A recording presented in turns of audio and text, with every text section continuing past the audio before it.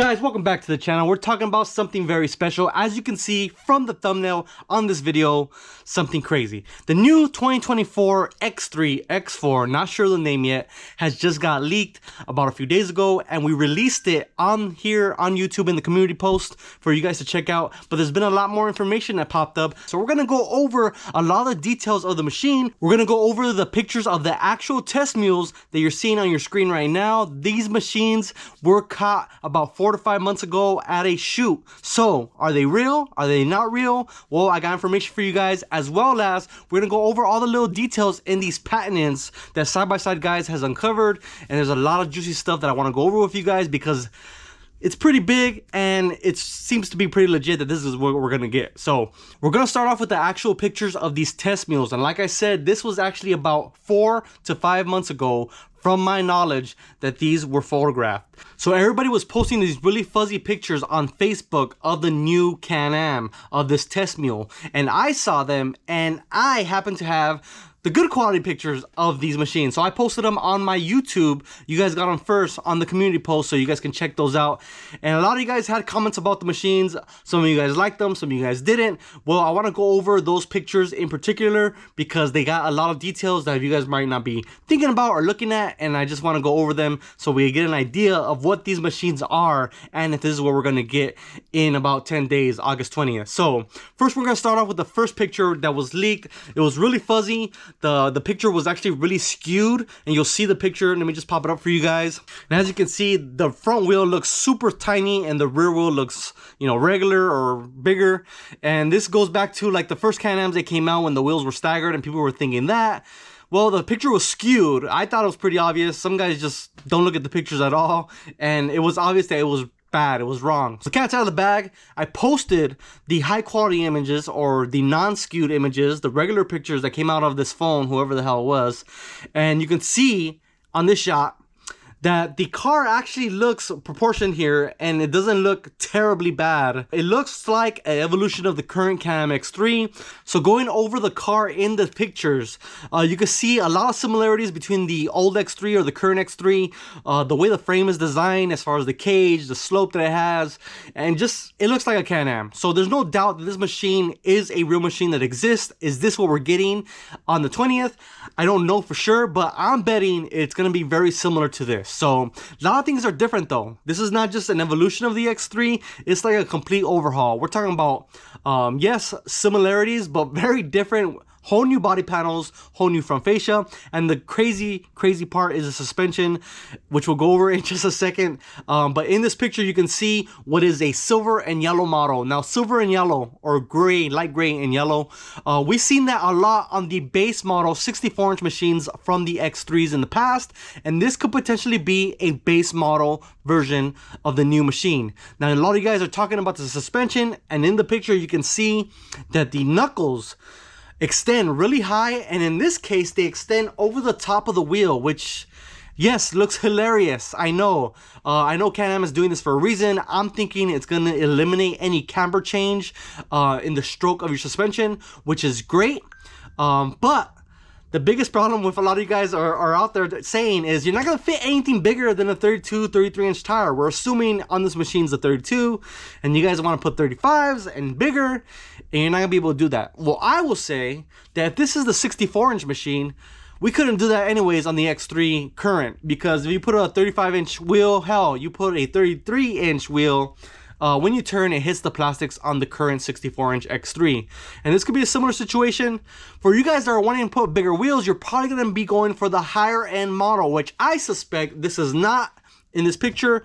I suspect the 72-inch or 75-inch or rumored 77-inch machine is not pictured here, and is not going to have that same issue where the knuckle is over the wheel. And we've seen that in patents in the past. This is probably a month or two ago where the patent showed the arms and the knuckles. There's two different versions of these patents, where one of them is like the one in the picture where the knuckle goes over the wheel, and there's another one that doesn't have that. It's more in line with with the knuckle go straight up and down versus having that funny curve that goes over the wheel. So that's what I'm suspecting here. We got a 64-inch or DS version of this machine, and that's what we're seeing in the pictures. And a lot of you guys are losing your minds because of the goddamn wheels. I get it. So a lot of you guys are also talking about the suspension itself and the way it looks. It's very unorthodox. I know. For example, the front upper control arm has this crazy curve to it. It looks like an alien. The rear has the same similar knuckle with the radius rod now on the higher end of this chassis, which is going to be great for controlling camber, but looks really awkward and weird. I get it. But they're doing this for a reason. They're not going to come out with a crazy, suspension that's not going to work. They're going to go all out. They're going to go all out. And they're going to do something different that we haven't seen before. And hopefully it pays off as far as performance when it comes to suspension. So furthermore, in the picture, you can see the front end changes. This looks very similar to the outgoing Outlander, which is a four-wheeler ATV that's made for, I don't know, you guys out there like hunting and go mudding. You guys love those Outlanders. They're awesome machines. Big for us out here west. We really don't use them that much. But the similarities in the plastics are shown here. It looks very, very similar. So personally, I think the front end is a little fugly. That's just me. It's got to grow on me. But a lot of guys didn't like the new Pro XP when it came out. And I personally now like the Pro XP platform. It looks great. So for this X3, this new machine, I'm saying I got to let that grow on me for a second. I got to see it in person. But definitely it does look weird. It also looks kind of funny because it has these huge cutouts for the arms to clearance when you go full bump on these machines. It just looks funny. And I think that's kind of a problem for future iterations, for the mudder iteration, or for any of you guys that are going to take this out into water or mud. You're not going to be able to use a real good fender flare to cover up, dirt and rocks going over the top of the hood, which I don't know if that's going to be the final design. I'm kind of hoping it's not, but it is a little weird, and hopefully they address that. Also in the picture, you can see the plastics, the fairings, the side, and kind of the rear fender profile.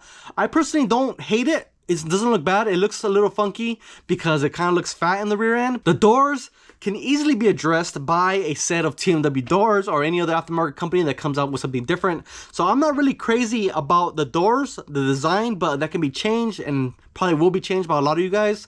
I will say though, they're giving us a full door in this picture, and to me, that's huge because the current X3, you go to the dealership, you purchase an X3, and the freaking doors, they freaking suck, man. You have to buy an accessory add-on for the bottoms, or you got to replace them completely, and that can be costly. And you should be getting a full door by now. For one, safety. You don't want your leg popping out in a rollover and you lose your ankle or whatever. Second, we don't want rocks coming into the cab. It just sucks. So full doors, I think, is a huge plus. And for you guys that are not seeing that and only see the negatives, I think you guys should really consider the fact that they're giving us a little bit more.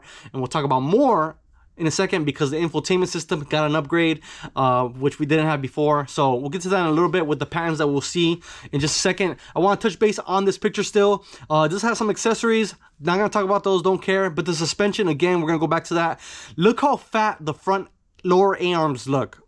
They look freaking huge. So they got this weird design. Now, I personally see potential for aftermarket arms to have a really crazy high arcing arm just based off the pictures. You can see where the lower shock mounts. It's kind of high. At least that's what it kind of looks like. And then you got this straight line from the bottom of the knuckle to the frame mounting point. That could be a huge high clearance A-arm in the future from, HCR, CA Tech, CT, all those guys that make awesome arms. And then the rear train arm, like I said, I think this is the base model or the more narrow version of the upcoming X3. And even the rear arm is beefy as heck. And not just that, we're talking about beefiness and heavy duty. These are now 6 lug hubs and wheels. So that you only see that in 1500 trucks, half-ton trucks, full size, and that is a lot. That is big. Why are they 6 slug? Look at the machine. Look at the people in the picture. To me, this machine looks a lot bigger than the current X3. I believe this is going to be a really heavy-duty machine, similar to the Pro R. I've praised the Pro R for coming out with something that's very, very stout, very strong when it comes to the frame, the suspension. This seems to be going in that direction. Now, do I think it's going to be as heavy as a Pro R? No, because I think Can-Am is known for having a lightweight machine with lightweight parts that get the job done and sometimes are on the weak side of stuff. but as long as we can address that, that's fine. I think it's still going to be a lighter machine than the Pro R, but it's definitely going to be heavier than the current X3. It just seems like they're going for a more heavy duty, bigger machine that we hadn't seen before in the current X3. So we'll end up going to the next picture, which is the rear. Now this machine, I also believe is a 64-inch, but take note that this is a different color scheme and the plastics are all black versus having some silver in there. In this picture, you can see the rear setup, the 6 lugs on the wheels, and the huge trailing arms. Look at the size of the trailing arms. They're tall is what I could say. They're really beefy. I don't know if that's going to be the same case for the bigger machine, how they are designed and how they look, but they are huge. I think they're huge. The radius rods are no longer the 3 at the bottom. They're now 2 lowers and 1 upper mounting at a higher point midway through the frame. That, again, I'm hoping this solves all camber issues because this is a very unorthodox design. And if you're going to go that wild with the design, it's got to work. It's got to change the whole camber that we get. Every time these suspensions flex, they do this. And I'm tired of that. It actually helps with rollovers because your wheel starts to, the lower portion of the wheel starts to tinker in or camber in. And, you know, it's easier to roll over. So hopefully that fixes that. Another thing that you can notice right away is that rear sway bar looks ridiculous. It's in the back. We've seen that from them before though. They have that on the Maverick Sport, and also we've seen that from some of the race teams from Can-Am. They put the sway bar in the rear, and a lot of you guys were saying, why would they do that design? Well, it leaves room for the engine, which we'll get to in a second because it is a massive overhaul. The rear sway bar is also a similar design that they have on the Maverick Sport, so not sure if there's a benefit for having it in the rear. I'm guessing not. I think it's just for convenience because they stuck the motor a lot more forward, because it's a bigger powertrain package, and we'll get to that in a second. Last thing I want to touch on this picture is on the rear. I actually really like the rear end. The exhaust has this big giant mouth, almost looks like a bass, and then the rear end, the taillights, I think looks sexy. The scoop on the top, which appears to be some sort of scoop on the roof, that looks freaking cool too. So my only concerns with the look of the machine is the front end. That's probably got to grow on me. And the doors, again, have that swooping line that Can-Am is known for. I kind of don't like that. I'd rather have flat, you know, straight lines on the doors. So overall, the looks in the rear I really like, and the suspension hopefully is good. You will notice that the knuckles on the rear don't overlap the wheels like the front does. Not sure why, just might be a geometry thing, keeping camera where it needs to be. But let's move on to the patents that side-by-side guys later on released the following day after pretty much the cat was out of the bag. And let's go to that now. Stop the video. We got 3 huge discounts for you guys that you guys cannot pass up. Get your machine ready before the season starts, and don't be doing it during the season. It's gonna be time to ride really soon. We got 20% off TMW when you buy cages and doors together as a bundle. Use the code TMW bundle. Save yourself 20% off TMW. That's nuts. That's what we run. Lean Machine, aka LMUTV, they make radius rods, ball joints, tie rods, reinforcements for your frame. Save 20% off. Use code LEANMACHINE20.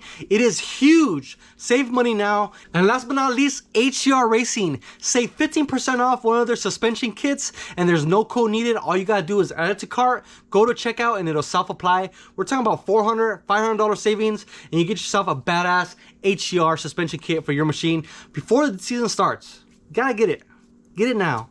All right, so in this picture, you can see what essentially is the same exact machine, but in a patent drawing. So the machine looks really cool in the patent. It's very different, obviously, when translating into real life, but you can see the proof is in the pudding. This is the machine that potentially we're getting. I think this is what it's gonna look like. You can also see the scoop for the airflow for the engine. It's gotta have some sort of ram air going on there because it's got airflow going towards the engine, and that piece is actually really big. Who knows what else that houses. It's not anything to do with the CVT induction because this thing doesn't have a CVT no more. From all the patents that we're seeing, it's gonna be either DCT, some sort of automatic transmission, but it's not gonna be CVT belt driven anymore, which has its negatives and its positives. We'll outweigh those in just a second. But as you can see, looks very similar to the machine that we just saw in the pictures of real life from about 4 or 5 months ago. 6 lug, 32-inch wheels is what we're guessing. And let's move on to another picture. All right, in these pictures, you can see the cage and the chassis. And to me, I believe these are legitimate because it has a lot of characteristics to the current Can-Am X3.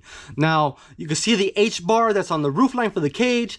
The actual cage line itself is very similar to the current model, and the tube structure for the chassis is very, very similar. The dash structure for the frame, the lower sill plate panels are very similar, and the tubing that goes right behind the driver, where the firewall is between the engine and the driver, is very similar. The thing that changes a lot for me is the structure of the rear. The rear is stretched out a bunch more, and that's for this new powertrain. It definitely looks like we got something bigger going on in this machine, and I'm excited to see it. So, all right, powertrain wise, this thing is gonna be a beast. I feel like this machine is gonna be probably the fastest machine out there when it comes to the big three right now. Polaris, Speed, sorry, I know you guys don't believe in that machine, but they're out there already, and Can-Am. This is gonna be the fastest car out there by a long shot because it's gonna make a lot more power. I personally believe that this machine is gonna come with 250 horsepower or more. Sorry about that, the camera died. Anyways, I personally think this is gonna make 250 horsepower or more easily, and there's reasons why I think that. First of all, look at the turbo size on this machine. It looks pretty big. Now, what you're seeing here is the outlet for the exhaust. At least I think that's what that is. And normally we have a 3-inch outlet on the current Can-Am X3. That appears to be 3.5, maybe bigger. It does not look small. This machine is gonna move some air for sure.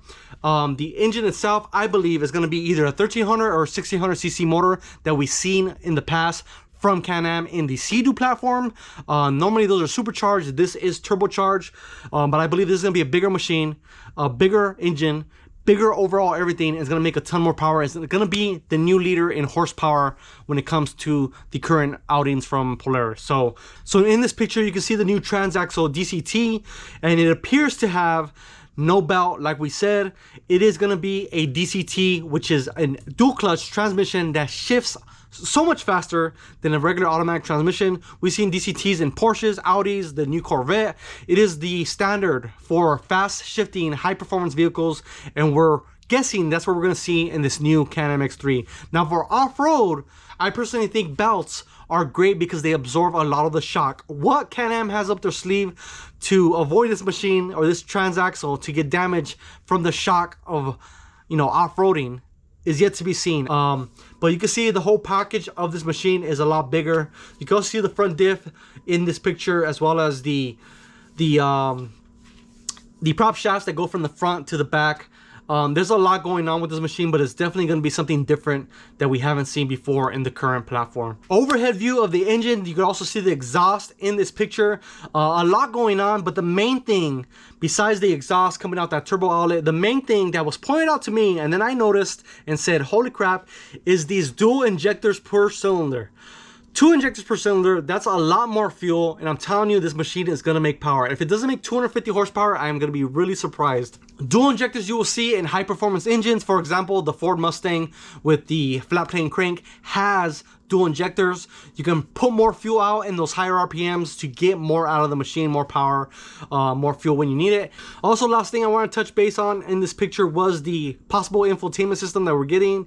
The cluster looks very similar to the current model, but the infotainment system in the middle, that's pretty damn cool. Hopefully we do get that in the new model announced August 20th. And yeah, I'm excited, man. Yes, the front end is a little fugly. I hope it's not what the test mule looks like. I hope they change it up just a little bit. Give us the Can-Am X3 look. We still love that look. I still think the Can-Am is the best looking machine. Can-Am fixed the front end for us. Hopefully that's what they did. Obviously it's probably too late by now. They're gonna release what they release. But the rear end I like. The side profile I can live with. The front end, we'll figure out how to knock the ugly off of it. And the suspension is very, very interesting. I'm hoping it performs like we're thinking it's gonna perform, as far as, you know, the outrageous design that they have. So I'm excited. The powertrain is probably the one thing I'm most excited about because it's gonna move, definitely gonna move, gonna make some power, and this is gonna be the new standard for UTVs along with the Pro R. I'm not saying it's just trumping the Pro R. The Pro R is amazing. They're making turbo kits for these machines that are pushing them to new heights, and I think this new X3 is going to be side by side with that Pro R, and I'm excited. So let me know what you guys think in the comment section down below. Are you going to buy one? Do you hate the front end? Do you hate the design of the suspension? It's going to be something special, definitely. Can-Am ain't going to release some bullshit. I think it's going to be something special. Looks wise, Everyone's up to their own opinion, but the car is going to be special. We'll see you guys in the next one. Stay dirty. Peace out.